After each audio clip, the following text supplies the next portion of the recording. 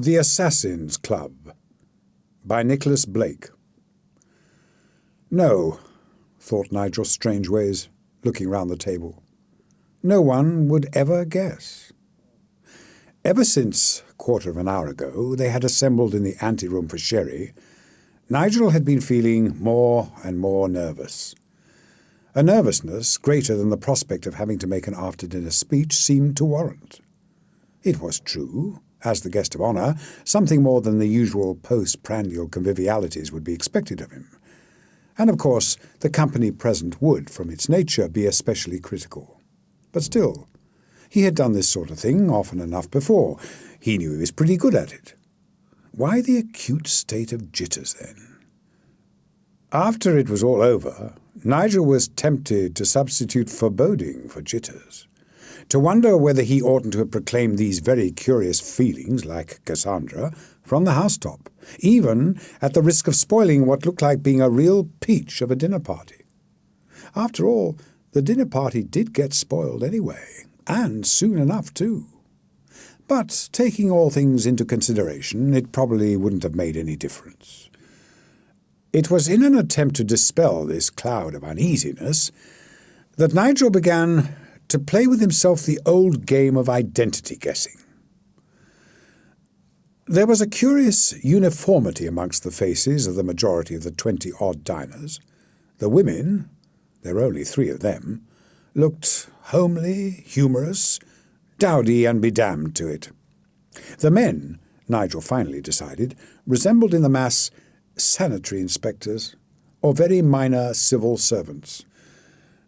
They were, most of them, rather undersized, and ran to drooping moustaches, gold-rimmed spectacles, and a general air of mild ineffectualness.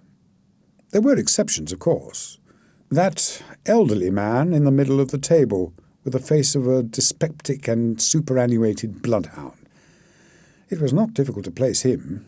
Even without the top hat or the wig with which the public normally associated him, Lord Justice Pottinger could easily be recognised, the most celebrated criminal judge of his generation. Then that leonine, mobile face on his left. It had been as much photographed as any society beauties, and well it might. For Sir Eldred Travers' golden tongue had, it was whispered, saved as many murderers as Justice Pottinger had hanged. There were 1 or 2 other exceptions, such as the dark-haired, poetic-looking young man sitting on Nigel's right and rolling bread pellets. No, said Nigel, aloud this time, no one would possibly guess. Guess what? Inquired the young man. The bloodthirsty character of this assembly. He took up the menu card at the top of which was printed in red letters, The Assassins, Dinner, December 20th. No, laughed the young man. We don't look like murderers, I must admit. Not even murderers by proxy. Good Lord, are you in the trade too? Yes. Ought to have introduced myself. Name of Herbert Dale. Nigel looked at the young man with increased interest.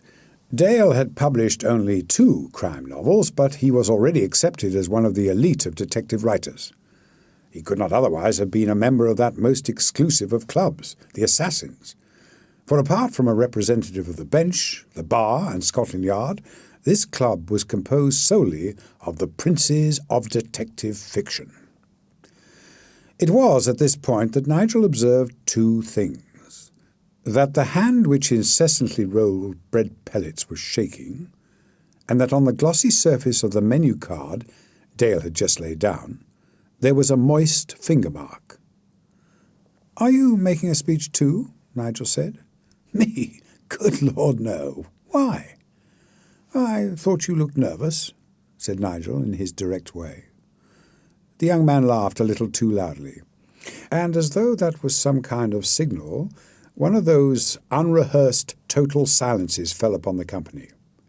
Even in the street outside, the noises seemed to be damped, as though an enormous soft pedal had been pressed down on everything. Nigel realized that it must have been snowing since he came in. A disagreeable sensation of eeriness crept over him. Annoyed with this sensation, A detective has no right to feel psychic, he reflected angrily, not even a private detective as celebrated as Nigel Strangeways. He forced himself to look round the brilliantly lighted room. The animated yet oddly neutral-looking faces of the diners, the maitre d'hotel in his white gloves, bland and uncreased as his own face, the impassive waiters. Everything was perfectly normal, and yet some motive he was never after able satisfactorily to explain forced him to let drop into the yawning silence, "What a marvellous setting this would be for a murder." If Nigel had been looking in the right direction at that moment, things might have happened very differently. As it was, he didn't even notice the way Dale's wineglass suddenly tilted and spilt a few drops of sherry. At once, the whole table buzzed again with conversation. A man 3 places away on Nigel's right raised his head, which had been almost buried in his soup plate, and said, "Tja, this is the one place where a murder would never happen. My respected colleagues are men of peace. I doubt if any of them has the guts to say boo to a goose. Oh, yes, they'd like to be men of action, tough guys, but I ask you, just look at them. That's why they became detective writers. Wish fulfillment, the psychoanalysts call it. I don't give much for that gang either. But it's quite safe, spilling blood, as long as you only do it on paper." The man turned his thick lips and small, arrogant eyes towards Nigel. "The trouble with you amateur investigators is that you're so romantic. That's why the police beat you to it every time." A thick-set, swarthy man opposite him exclaimed, "You're wrong there, Mr. Carruthers. We don't seem to have beaten Mr. Strangeways to it in the past, every time." So our aggressive friend is the David Carruthers. Well, well, whispered Nigel to Dale. "Yes," said Dale, not modifying his tone at all. "A squalid fellow, isn't he? But he gets the public all right. We have sold our thousands, but David has sold his tens of thousands. Got a yellow streak, though, I'll bet, in spite of his bluster. Pity somebody doesn't bump him off at this dinner, just to show him he's not the infallible pope he sets up to be." Carruthers shot a vicious glance at Dale. "Why not try it yourself? Get you a bit of notoriety anyway. Might even sell your books, though," he continued, clapping on the shoulder of a nondescript little man who was sitting between him and Dale. "I think little Crippen here would be my first bet. You'd like to have my blood, Crippen, wouldn't you?" The little man said stiffly, "Don't make yourself ridiculous, Carruthers. You must be drunk already. And I'd thank you to remember that my name is Cripps." At this point, the President interposed with a convulsive change of subject, and the dinner resumed its even tenor. While they were disposing of some very tolerable trout, a waiter informed Dale that he was wanted on the telephone. The young man went out. Nigel was trying at the same time to listen to a highly involved story of the President's and decipher the very curious expression on Cripp's face when all the lights went out too. There were a few seconds of astonished silence. Then a torrent of talk broke out, the kind of forced jocularity with which man still comforts himself in the face of sudden darkness. Nigel could hear movement all around him, the pushing back of chairs, quick, muffled treads on the carpet, waiters, no doubt. Someone at the end of the table rather ridiculously struck a match. It did nothing but emphasize the pitch blackness. "Stevens, can't someone light the candles?" exclaimed the President irritably. "Excuse me, sir," came the voice of the maitre d'hotel. "There are no candles. Harry, run along to the fuse box and find out what's gone wrong." The door banged behind the waiter. Less than a minute later, the lights all blazed on again. Blinking like swimmers come up from a deep dive, the diners looked at each other. Nigel observed that Carruthers' face was even nearer his food than usual. Curious to go on eating all the time. But no. His head was right on top of the food, lying in the plate like John the Baptist, and From between his shoulder blades there stood out a big white handle. The handle— Good God, it couldn't be. This was too macabre altogether. It was the handle of a fish slice. A kind of gobbling noise came out of Justice Pottinger's mouth. All eyes turned to where his shaking hand pointed, grew wide with horror, and then turned ludicrously back to him, as though he was about to direct the jury. "God bless my soul," was all the judge could say. But someone had sized up the whole situation. The thick-set man who had been sitting opposite Carruthers was already standing with his back to the door. His voice snapped, "Stay where you are, everyone!" "I'm afraid there's no doubt about this. I must take charge of this case at once. Mr. Strangeways, will you go and ring up Scotland Yard? Police, surgeon, fingerprint men, photographers, the whole bag of tricks. You know what we want." Nigel sprang up. His gaze roving round the room had registered something different, some detail missing. But his mind couldn't identify it. Well, perhaps it would come to him later. He moved towards the door, and just then the door opened brusquely, pushing the thick-set man away from it. There was a general gasp, as though everyone expected to see something walk in with blood on its hands. It was only young Dale, a little white in the face, but grinning amiably. "What on earth?" he began. Then he too saw. An hour later, Nigel and the thick-set man, Superintendent Bateman, were alone in the anteroom. The princes of detective fiction were huddled together in another room, talking in shocked whispers. "Don't like the real thing, do they, sir?" the superintendent had commented sardonically. "Do 'em good to be up against a flesh-and-blood problem for once. I wish 'em luck with it." "Well," he was saying now, "doesn't seem like much of a loss to the world, this Carruthers. None of 'em had a good word for him. Too much food, too much drink, too many women. But that doesn't give us a motive. Now, this Cripps. Carruthers said Cripps would like to have his blood. Why was that, do you suppose?" "Oh, you can search me. Cripps wasn't giving anything away when we interviewed him." "He had enough opportunity. All he had to do when the lights went out was to step over the buffet, take up the first knife he laid hands on, probably thought the fish slice was a carving knife, stab him and sit down and twiddle his fingers." "Yes, he could have wrapped his handkerchief round the handle. That would account for there being no fingerprints. And there's no one to swear he moved from his seat. Dale was out of the room, and it's a bit late now to ask Carruthers who was on his other side. But if he did do it, everything happened very luckily for him."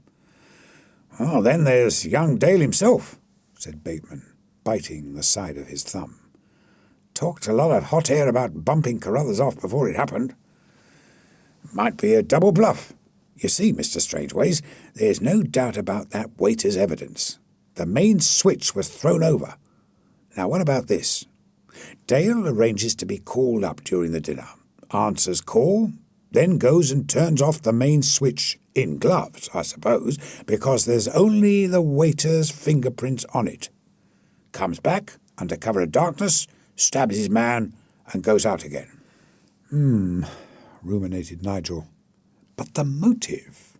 And where are the gloves? And why, if it was premeditated, such an outlandish weapon?" "Well, if he's hidden the gloves, we'll find them soon enough, and—" The superintendent was interrupted by the tinkle of the telephone at his elbow. A brief dialogue ensued, then he turned to Nigel. "Man I sent round to interview Morton. Bloke who rang Dale up at dinner. Swears he was talking to Dale for 3 to 5 minutes. That seems to let Dale out, unless it was collusion." That moment a plainclothes man entered, a grin of ill-concealed triumph on his face. He handed a rolled-up pair of black kid gloves to Bateman. "Tucked away behind the pipes in the lavatory, sir." Bateman unrolled them. There were stains on the fingers. He glanced inside the wrists, then passed the gloves to Nigel, pointing at some initials stamped there. "Well, well," said Nigel. "H.D. Let's have him in again. Looks as if that telephone call was collusion." "Yes, we've got him now." But when the young man entered and saw the gloves lying on the table, his reactions were very different from what the superintendent had expected.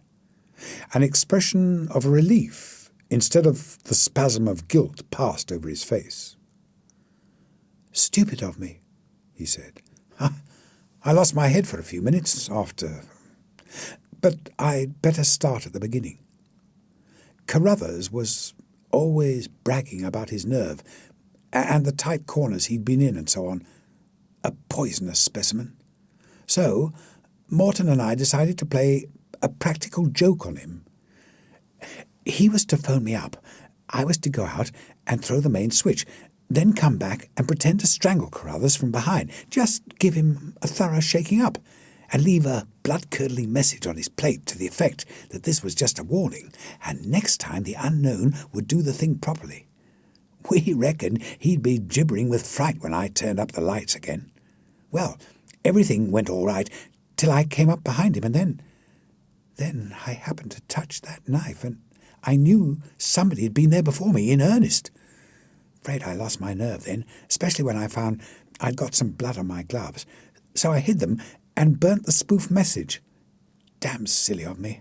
The whole idea was damn silly. I can see that now." "Why gloves at all?" asked Nigel.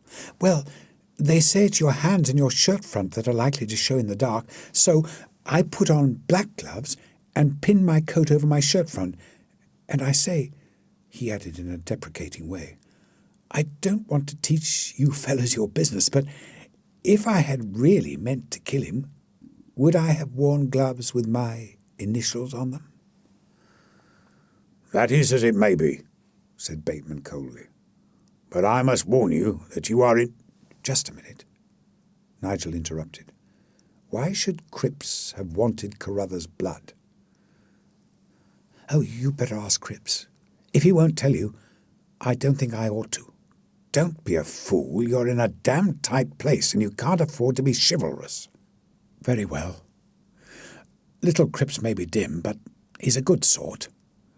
He told me once in confidence that Carruthers had pirated an idea of his for a plot and made a bestseller out of it. Rotten thing to do, but, dash it, no one would commit murder just because—" "You must leave that for us to decide, Mr. Dale," said the superintendent. When the young man had gone out, under the close surveillance of a constable, Bateman turned wearily to Nigel. "Well," he said, "it may be him, and it may be Cripps. But with all these crime authors about, it might be any of them." Nigel leapt up from his seat. "Yes," he exclaimed, "and that's why we've not thought of anyone else. And—" his eyes lit up. "By Jove, now I've remembered it. The missing detail. Quick! Are all those waiters and chaps still there?" "Yes, we've kept them in the dining room. But what the—" Nigel ran into the dining room, Bateman at his heels. He looked out of one of the windows open at the top. "What's down below there?" he asked the maitre d'hotel. "Yard, sir. The kitchen windows look out on it." "And now, where was Sir Eldred Travers sitting?" The man pointed to the place without hesitation, his imperturbable face betraying not the least surprise. "Right. Will you go and ask him to step this way for a minute? Oh, by the way," he added, as the maitre d'hotel reached the door, "where are your gloves?" The man's eyes flickered. "My gloves, sir?" "Yes. Before the lights went out you were wearing white gloves. After they went up again, I remembered it just now, you were not wearing them. Are they in the yard by any chance?" The man shot a desperate glance around him. Then the bland composure of his face broke up. He collapsed, sobbing, into a chair. "My daughter. He ruined her. She killed herself. When the lights went out, it was too much for me. The opportunity. He deserved it. I am not sorry." "Yes," said Nigel 10 minutes later. "It was too much for him." He picked up the first weapon to hand. Afterwards, knowing everyone would be searched, he had to throw the gloves out of the window. There would be blood on them. With luck, we mightn't have looked in the yard before he could get out to remove them. And, unless one was looking, one wouldn't see them against the snow. They were white. "What was that about Sir Eldred Travers?" asked the superintendent. "Oh, I wanted to put him off his guard, and to get him away from the window. He might have tried to follow his gloves." "Well, that fish slice might have been a slice of bad luck for young Dale, if you hadn't been here," said the superintendent, venturing on a witticism. "What are you grinning away to yourself about?" "I was just thinking, this must be the first time a judge has been present at a murder."